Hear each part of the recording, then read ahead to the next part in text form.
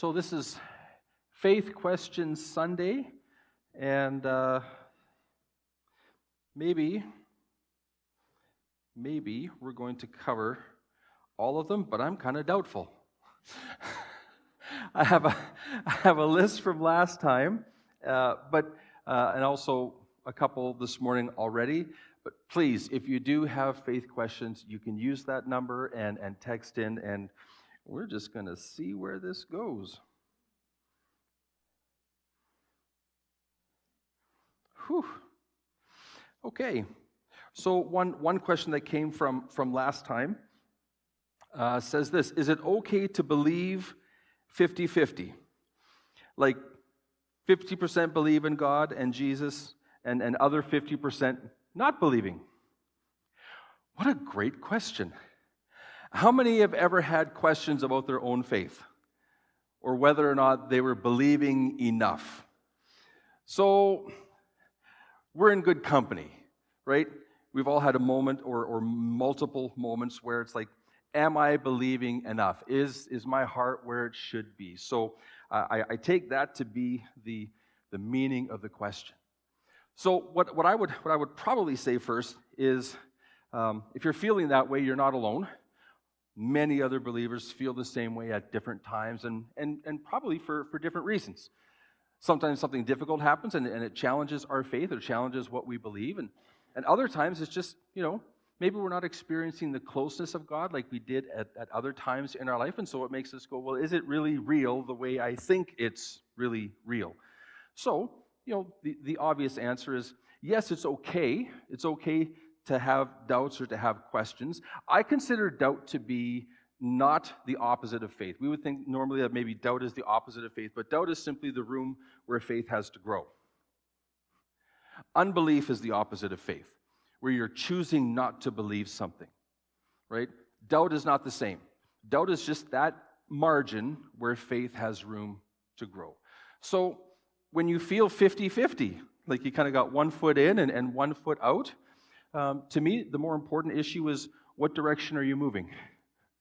Right? Are you moving more towards both feet out, or more towards both feet in? If it's towards both feet out, then the diagnostic question is, why am I moving in this direction?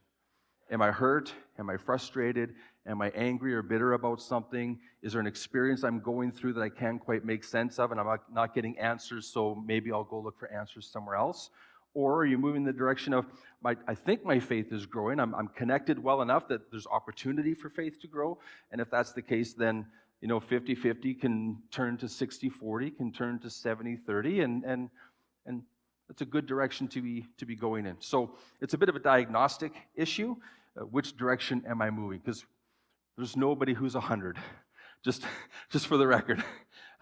Maybe 99-1, like maybe that's the best we could think of for this life, but I don't think it's ever 100 and 0.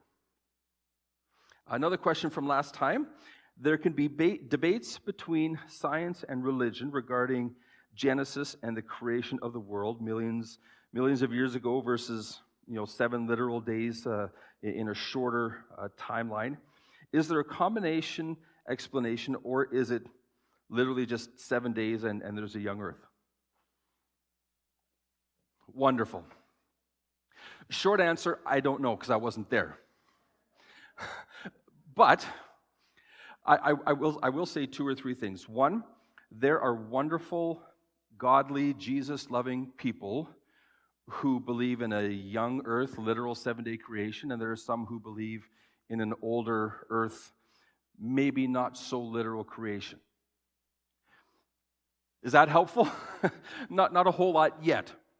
But the second thing I will say is, not only are there wonderful Jesus-loving people who have differing views on the creation account. Here's a couple of things that I will say.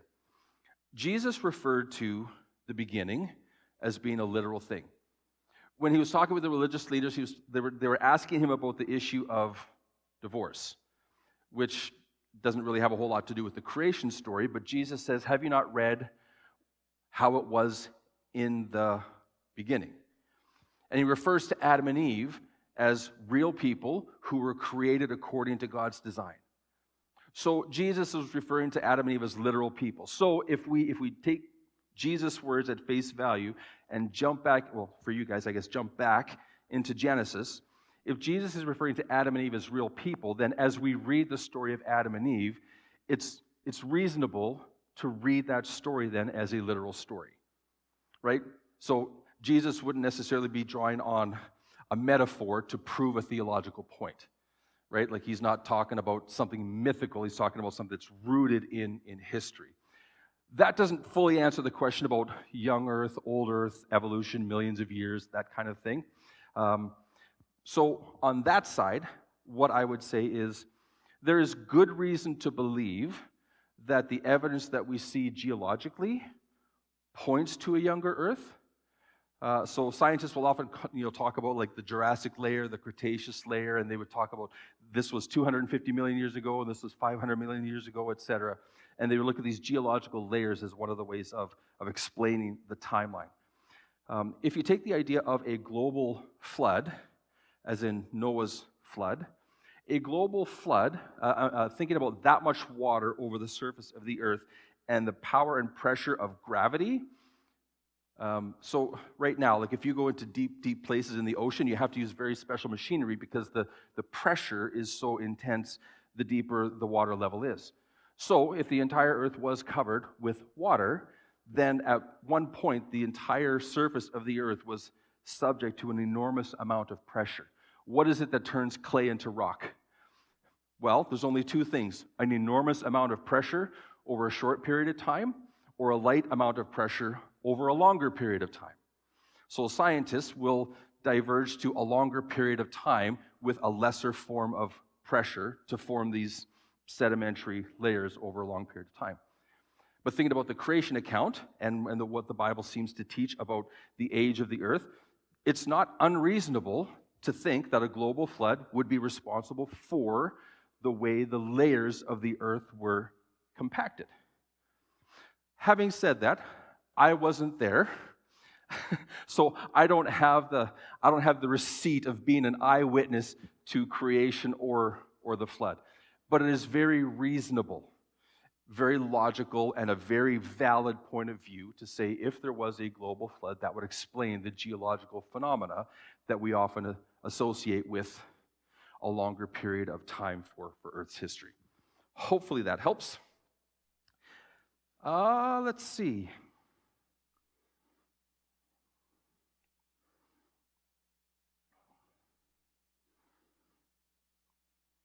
Okay, here's one from last time as well. We as a society tend to look down upon or view people differently based on the way that they dress and act. People with tattoos, piercings, colored hair, wearing dark clothing, listening to certain types of music, etc. Are those people to be treated any differently for their preference of appearance if they still have faith in Christ? What a good question. What a good question. When I was, how old would I have been? 20? 19, 20? Me and a buddy of mine, we just thought, let's go do something funky. So we dyed our hair and pierced our ear. Just for kicks and giggles. Let's see how this looks. It wasn't a rebellious thing. It wasn't like, gee, I can't wait to see my dad flip out when he sees it wasn't anything like that. It was just something that we, decided we wanted to try together. Should people be thought of or treated differently because of the way they dress or if they have tattoos? Listen, Jesus didn't make a big issue about a lot of that kind of stuff. Now, granted, I don't know that there were many people in the ancient Middle East who had like sleeve tattoos and nose piercings and things like that. However, the things that Jesus taught had much more to do with what was happening on the inside. So he tells the religious leaders, you make sure and wash your cups and your bowls, and you make sure to clean your hands thoroughly every time you eat. And he said, there's nothing wrong with that, but he said the problem is if your hearts aren't close to God, then you're hypocrites, trying to pretend to be good when on the inside there's just levels of corruption and self-righteousness that were getting in the way of their faith and the faith of the people they were leading. So I think in Jesus' eyes, again, what's on the inside is more important. I know people who don't have tattoos that are jerks. Okay? I know people who have many tattoos who are kind and compassionate and love Jesus. Okay? I'm not saying you should go out and get tattoos. I'm saying tattoos isn't the issue. Okay? Specifically with tattoos, I do want to say one thing. So a lot of people maybe who hold to a very, very conservative or traditional point of view about something like tattoos will point to certain passages in Leviticus that talk about don't be like the nations around you who mark their bodies, and they take that to mean don't tattoo yourselves. What you have to understand is that scripture was given as a command because the nations around them, when they worshipped their false gods, they would mark their bodies with the symbols of their false gods, like an eye or a frog or a tree or whatever it was that they were marking themselves with. It was part of their worship. It was part of what they did to glorify the false deities that they were worshiping. So the context of the command as it was given was, don't be like them and mark your bodies in a way that's going to take attention away from who I am. So I know people who have come to Christ who had tattoos before, and what those tattoos meant to them before they knew Jesus was something very different. So I know people who have had tattoos removed or altered to reflect their faith in Christ. I think that's a very legitimate choice to make. But again, the heart is really the most important thing. There are people who have tattoos who love Jesus. Keep loving Jesus. I tell people this: you can never go wrong when you ask Jesus.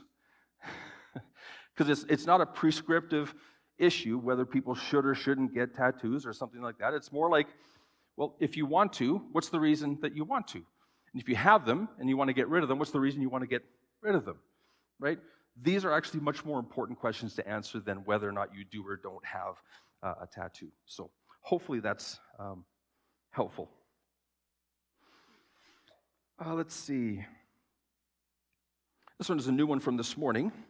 Actually, it came in yesterday. Psalm 147:11 talks about putting our hope in God's unfailing love. So the question is hope, optimism, and trust all the same thing? We often say we hope for something, but I think hope in God is something much more. What is your take on this? Absolutely. Hope is something that is very special. Paul says in 1 Corinthians 13, after the whole love chapter, he says, these three remain: faith, hope, and love, but the greatest of these is love. So the idea of hope means a certainty about something that is rooted in God's character. So you can say, I hope the thing that I want to buy comes on sale, on Boxing Day. Well, that's more like wishful thinking, right? A vague, generic, worldly kind of hope. Christian hope is actually an idea that is rooted in the character and nature and activity of God. So to say, I hope that 1 year from now, I'm a more mature believer. Well, I trust in God's character and God's plan that will be the case as long as I'm cooperating with Him in that activity. So hope has a lot more to do with how God has revealed Himself and the things that He has done than it does just sort of in my mind wishing something to happen or be true.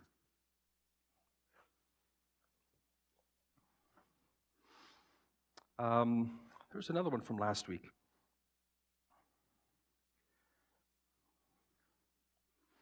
Not last week, last month. Okay. It's a little bit on the long side, but I'll give it to you the way it was given to me. So a quote from Matthew 5, verse 22 from the King James Version reads, "But I say unto you that whosoever is angry with his brother without a cause shall be in danger of judgment." Whereas the New International Version reads, "But I tell you that anyone who is angry with a brother or sister will be subject to judgment." The King James includes the phrase "without a cause," while the NIV omits it, which significantly affects interpretation. Is it ever acceptable? Here's the question. Is it ever acceptable to be angry if the person deserves it or not?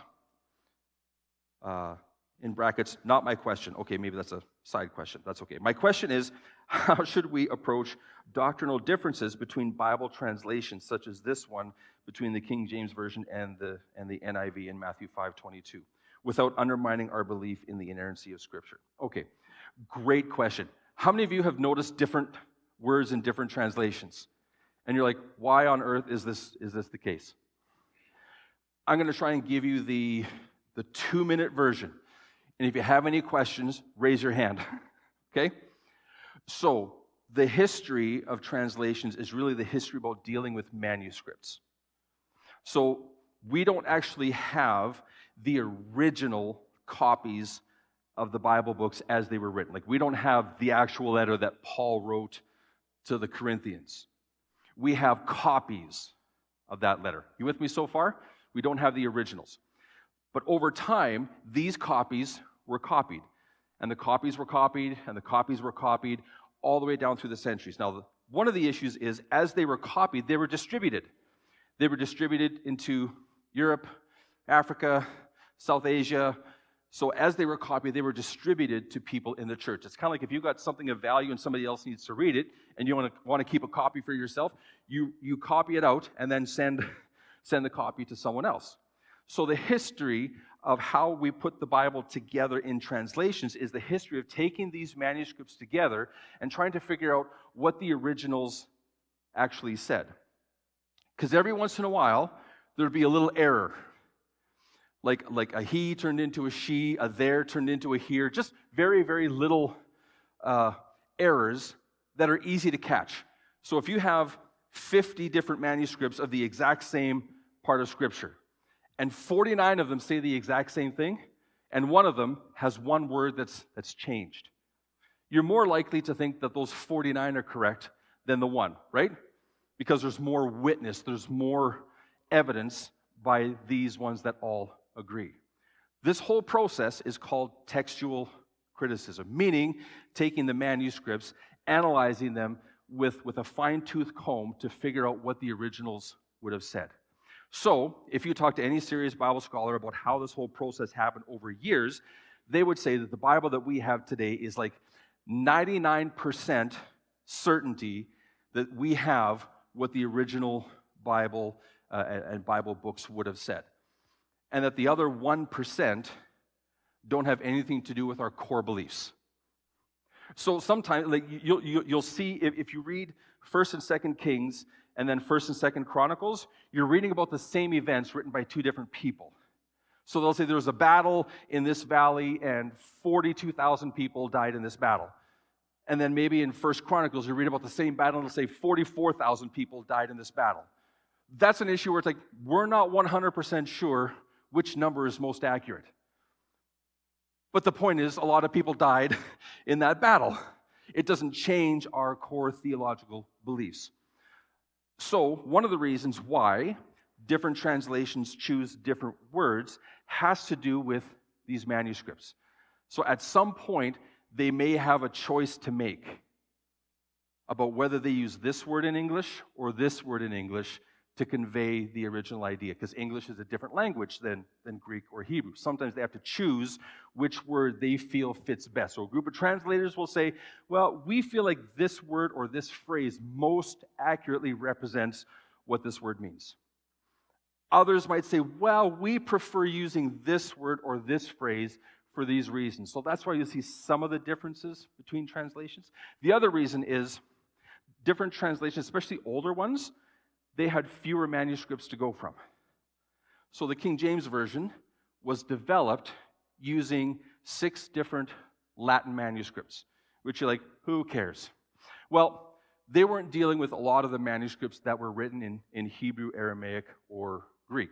So they were using a translation of the original.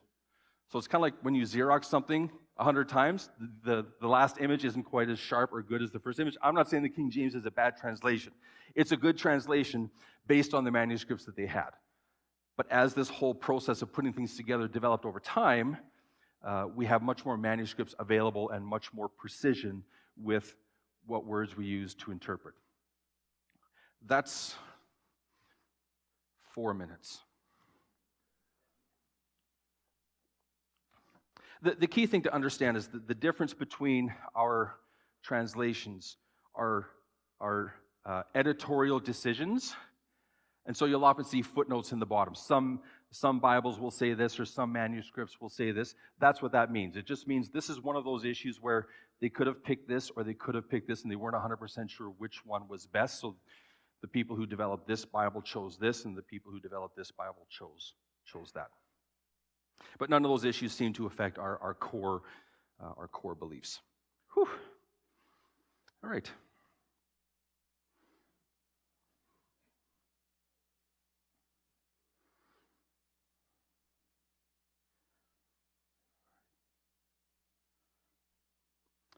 Here's another one from this morning. When worry and sorrow about my child swallow up any sense of peace, what does it look like in daily life to give these burdens to God while still being honest about my fear? Struggle is real for parents, hey? I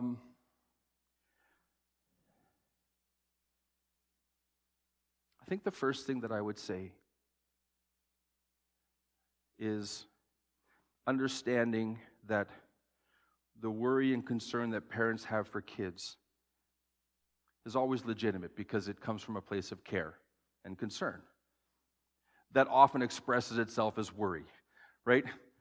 Call me when you get there, right? Yeah, Mom, okay, right? Not picking on moms, but dads will do this too.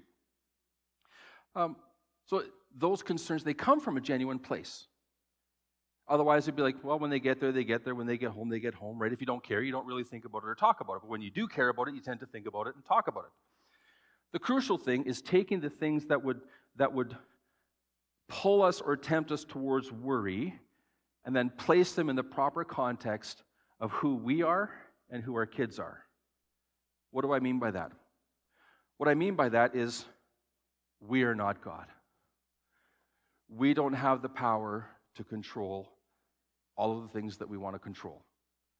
We don't have the power to protect our kids 24 hours a day, 7 days a week, 365 days a year. As parents, we don't even have the power to choose what they believe. We can give them every opportunity to believe what we believe. We can offer every available encouragement and teaching and connection with other people to foster faith, to help those things to grow. But ultimately, our kids get to a place where the choice is theirs on what they believe. And that's kind of scary. And not even just about faith, like it also involves lifestyle, friendships, activities, right? And in the world of being able to do mostly what we want to do, it's easy to get scared that, well, what if my child makes a decision that's hard to walk back from? What if they make a decision that's going to cost them in a negative way? And those are the realms of thoughts that have to be directly placed into God's hands. Not in a cliche kind of way, but literally, I have to take my mind and go, that is not something I can control. What is in my control is I can pray for them, and I can make sure that the conversations that I have with them are fostering an environment where they can ask questions, where they can explore, where they can figure some of these things out on their own or with help. But it's hard to do because we want the outcome, right? We want the right outcome out of love and care and compassion. We want to steer their ship. The only problem is we're not great at steering ships. So, quick question to parents. How often has it actually worked when we try to steer the ship? When we try to manage the outcome, even with a good heart? Very rarely. Second question for parents. How often does it work out well when we try to steer our own ship? I think I know what's happening here. I'm going to make this decision. I'm going to move in that direction. When we take control of our own ship, does it work out well? So, I'm not trying to be unkind. I'm just sort of saying what's really true and hoping that it lands in a good place. If we can't really control our own ship, then I think we're kind of delusional to think that we can control our kids' ship. It's different when they're 3. don't touch that, don't touch that, don't do that, right? So like there's a lot of teaching involved in instructing and training children to grow up to make good decisions of their own. But I think the context of the question is more like, as they get older and start thinking and doing for themselves, how do we handle that worry and those fears that come when things may not be what we hope for them to be? Jesus knows how to take care of us. And that brings me peace. I'm a parent too. Love my boys. Silly how much I love my boys. But I can't decide things for them. I can encourage. I can ask questions. I want to control because I'm human. I have a good plan for their lives. And I got one in the booth there who's smiling at me because he knows. He knows I've got a wonderful plan for his life. But man, I will tell you this. There is great peace that comes when we surrender our need to control. When we say to Jesus, I believe in your work in my kids' lives. Even if I don't see the evidence right now that I want to see about your activity. Doesn't that sound like faith? I believe in your activity in my kids' lives. And that's enough for me. Even when I'm squirming on the inside. Even when I'm desperate to make a decision for them. Right? I believe in your work in my kids' lives. Even if things are going sideways, it's not the end of the story. Even if things aren't where you want them to be, it's not the end of the story. Jesus knows how to take care of us and our kids. I hope that helps. Adult kids, small kids, it all applies because you never stop being a parent even when your kids stop being children. All right.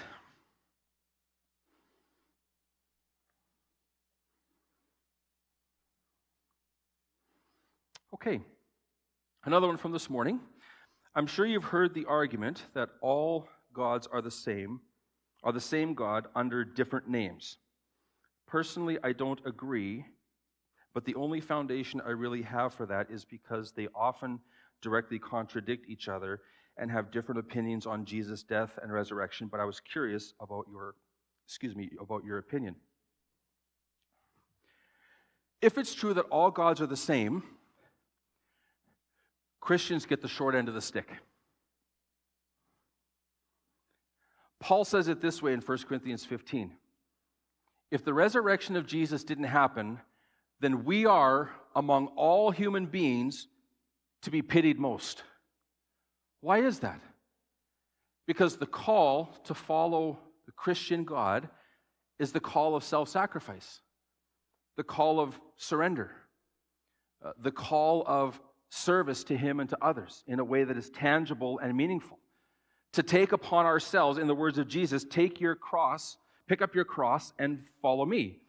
Not pick up your pumpkin pie and follow me, not pick up your Starbucks and follow me, pick up your cross and follow me. So, if the Christian God is just one of many gods, boy, did we choose wrong. But if there's something unique about the Christian God, then there's something about all these other gods that's fake. Right? It can't be both. Think about it this way. Jesus claimed to be God. Jesus claimed to have the power to raise himself from the dead. There were more than 500 witnesses to the resurrected Jesus. So the idea of the resurrection of Jesus is not only plausible, but historically provable. So that means our faith isn't just faith in a Bible that we hold in our hands. That'll sound weird to some of you. I don't have faith in my Bible. I have faith in Jesus, who the Bible points to. You see what I'm saying?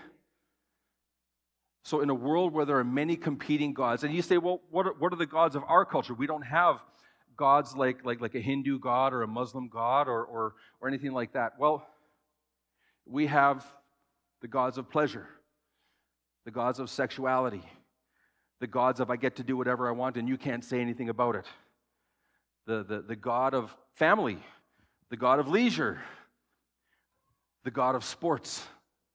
Just being real.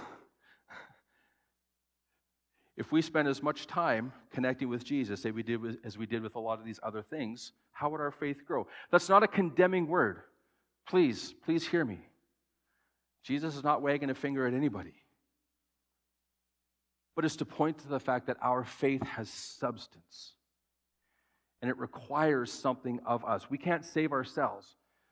But the God who reached down and saved us through Christ, there's an idea of allegiance and gratitude for what he's done for us that prompts us to do and think and say things that we wouldn't necessarily want to do on our own if we were given the choice.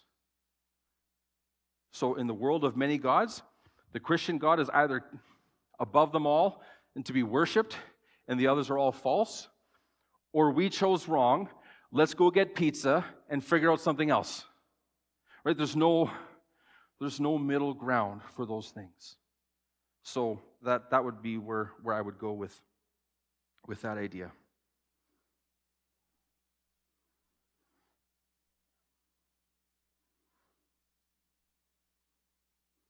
Okay, one more.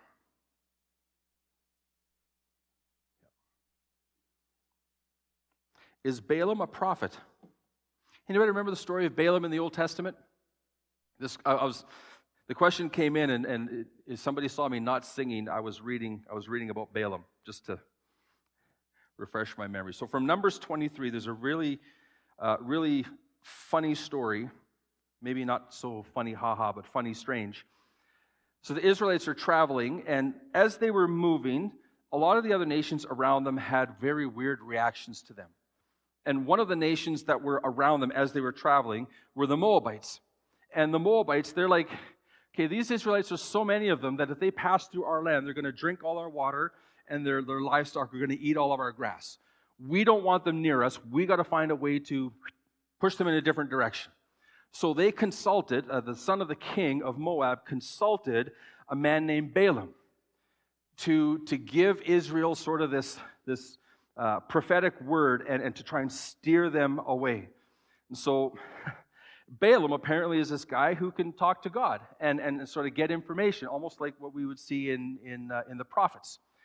And so the question is Balaam actually a prophet? Because he was hired by people who were trying to get him to steer Israel the other way.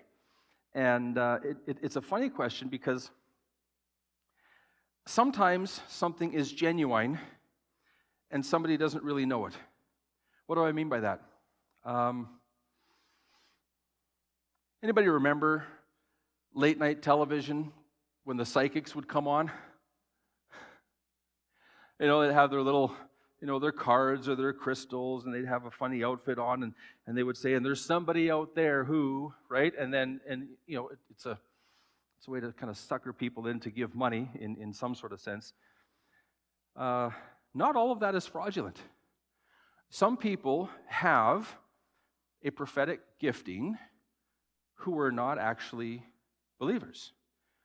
People who have a strong sense of the supernatural without having the right filter to know how to use that stuff well. So someone like Balaam, whether he was an actual prophet who talked to God, who listened for God's voice, like in the end, like he could see the angel. Like if you read the story, you'll know what I mean. It's kind of a long story to try and capture here. But Balaam ends up seeing the angel of the Lord and realizes that this whole thing is going against what God desires for his children. So God's like, don't put a curse on my people because my desire is to bless them. So in the end, Balaam's like, I can't, there's nothing I can do. He goes back to the people who hired him. He's like, there's nothing I can do because I saw God and he's telling me that I can't do what you're asking me to do and curse these people and try and send them in another direction. Was Balaam a prophet? I don't know. He certainly had a connection with the supernatural. But it doesn't really look like his heart was in the right place. And when he actually saw the angel of God, he's kind of like, oh, shoot, this is actually much bigger and more real than maybe what I thought it was. Which is actually often the case when people find Jesus and they come out of like the New Age movement or something like that. They often talk about tapping into spiritual power and that kind of stuff, and then when they meet Jesus, they're like, oh, I get it now. There is supernatural, but among supernatural, there is good and evil. That's not just everything supernatural is okay. Is it Peter?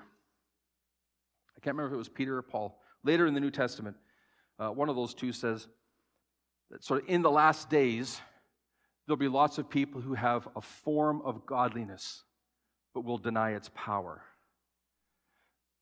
In my mind, part of what we see today is an increase in the belief in supernatural without the discernment about what part of supernatural is good and what part of supernatural is evil. So if you said to somebody who is maybe in the New Age movement, I go to church, I believe in Jesus, they may say, good for you. I'm glad you found something that works for you. My crystals do the same thing for me and bring me so much peace. And you're like, what do I say?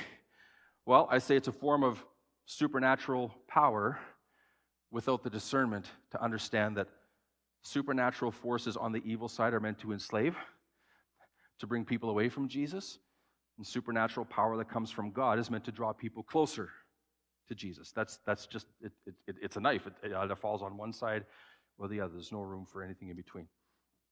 Okay, let's see. One last check. This is, if I'm a bartender, this is last call. Sometimes I just say it to see the reaction. My wife knows me. How much can I get away with? Looks like that's it for this morning. Great questions, everybody. Thank you.